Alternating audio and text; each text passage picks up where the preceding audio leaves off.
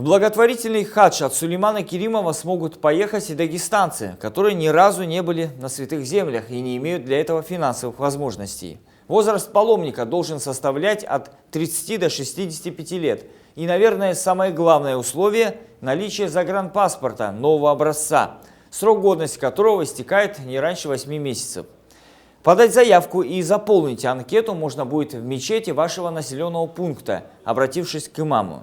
Завтра, 6 мая, имамы в мечетях будут объявлять о возможности принять участие тем людям, которые соответствуют критериям отбора на благотворительный хадж. И в течение следующей недели будут проводиться жеребьевки на местах. И хотелось бы отметить, победители этих жеребьевок могут сдать документы до 15 мая.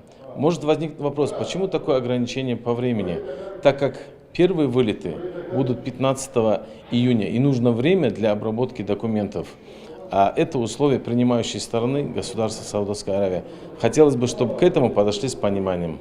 Всего на святые земли Мекки и Медины от Сулеймана Керимова отправятся 1000 дагестанцев. Организацией и отправкой паломников занимаются представители муфтията Дагестана в лице компетентных специалистов и ученых.